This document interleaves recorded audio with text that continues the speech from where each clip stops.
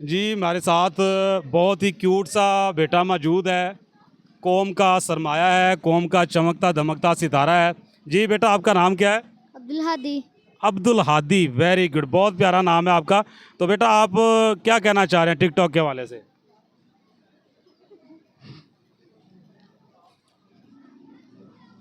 जी शाबाश, TikTok use करते हैं?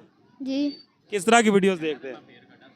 मैं गंदी वीडियो नहीं देखता, अच्छी वीडियो जो बयान वाली होती हैं वो देखता हूँ।